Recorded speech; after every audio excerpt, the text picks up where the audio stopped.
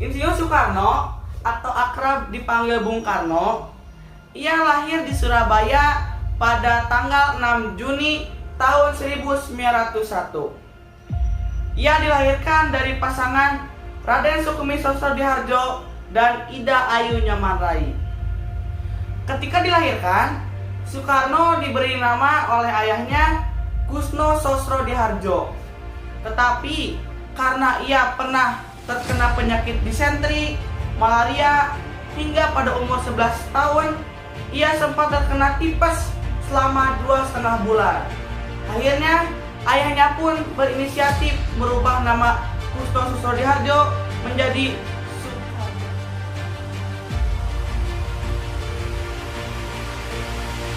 Pendidikan Soekarno sebelum menjadi presiden yaitu bersekolah dasar, sekolah menengah, hingga berkuliah. Pendidikan pertama Soekarno yaitu bersekolah dasar di EST Inland School yang merupakan tempat ayahnya mengajar. Ia sempat belajar di sekolah milik Belanda ini hingga kelas 5 SD. Selanjutnya ia dipindahkan ke ELS atau Europese Lagere School. Ia dipindahkan agar mudah untuk mengikuti jenjang berikutnya. Setelah lulus dari ELS, Soekarno masuk ke HBS atau Hugere Burger School.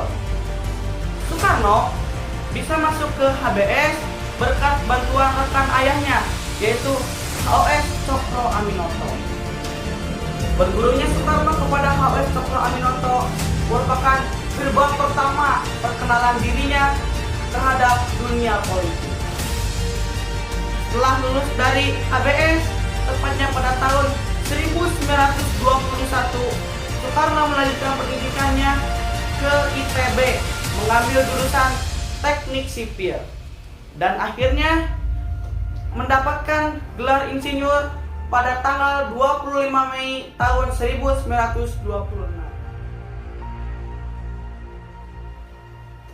Sejak bersekolah di HBS, Soekarno sudah tertarik dengan dunia politik. Debut pertama Soekarno di dunia politik yaitu ikut mendirikan Algemene Studi Club di Bandung pada tahun 1926, yaitu sebuah klub diskusi yang akhirnya berubah menjadi gerakan politik radikal. Setelah debut pertamanya itu, tepatnya pada tanggal 4 Juli tahun 1927, Soekarno mendirikan Perserikatan Nasional Indonesia, di mana setahun setelah dibentuknya perserikatan ini, namanya diganti menjadi Partai Nasional Indonesia. Setelah setahun pembentukan Partai Nasional Indonesia, kemudian Soekarno mengilhami Sumpah Pemuda pada tahun 1928. Karena aktivitas politiknya, Soekarno dan beberapa rekan PNI ditangkap oleh Belanda dan diadili. Pengadilan itu justru menjadi podium bagi Soekarno untuk menyuarakan pandangan politiknya. Setelah Jepang menyerah kepada sekutu, karir politik Soekarno melejit. Ia memiliki reputasinya sebagai sosok yang peduli terhadap persatuan bangsa.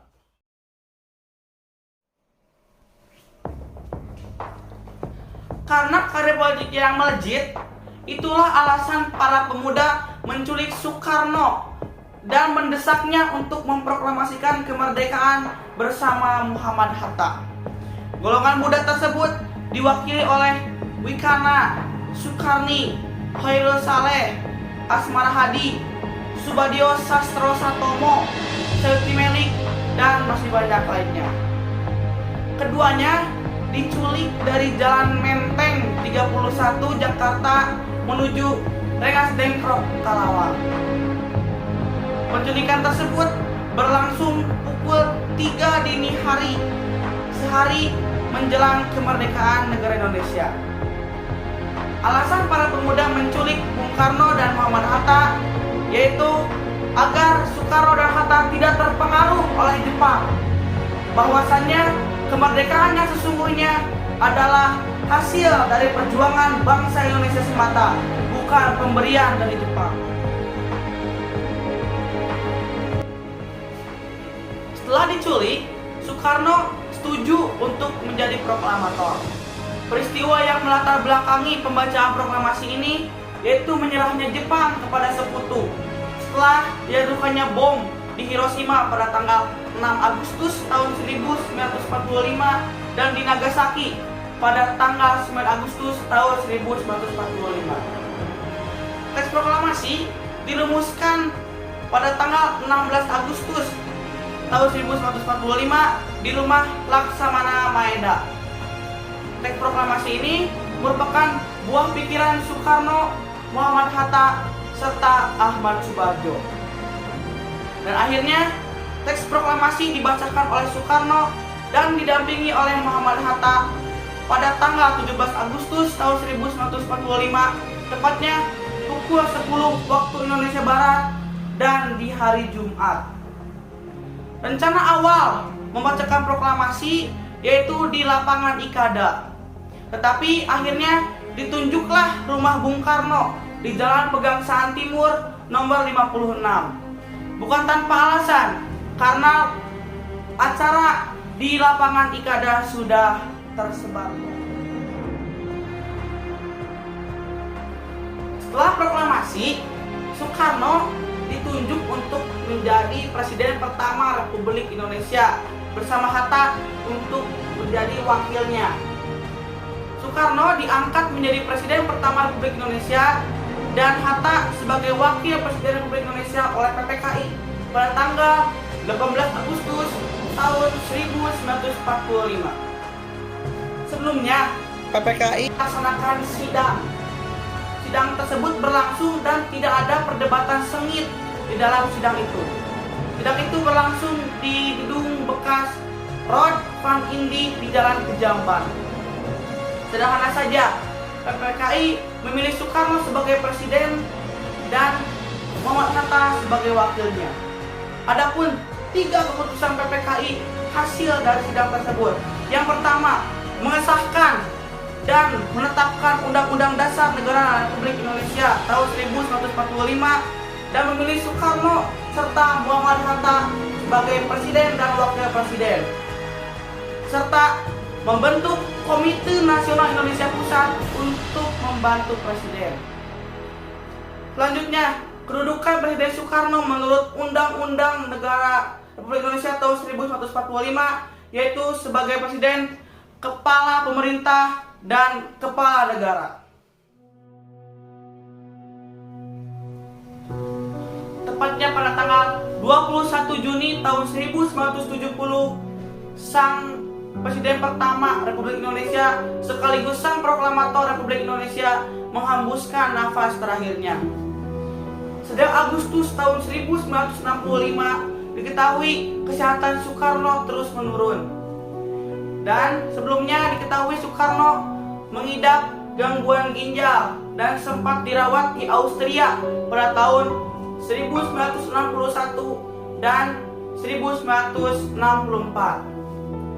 Ia pun wafat pada hari Minggu tanggal 21 Juni tahun 1970 di Rumah Sakit Pusat Angkatan Darat Jakarta di usianya yang ke-69. Sebelum wafat, beliau kerap meminta agar jasadnya dikebumikan di Istana Batu Tulis Bogor. Tetapi atas perintah Presiden Soeharto, akhirnya jasadnya dikebumikan di tempat kelahirannya, yaitu di Blitar, Jawa Timur.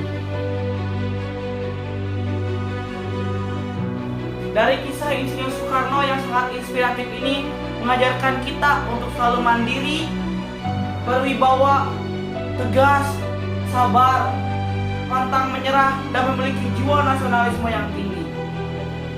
Meskipun beliau telah melewati beberapa insiden seperti penculikan, penghukuman dari Belanda, dan pengadilan, beliau tidak berhenti berjuang. Sampai akhirnya beliau menjadi sang proklamator sekaligus menjadi presiden pertama Republik Indonesia.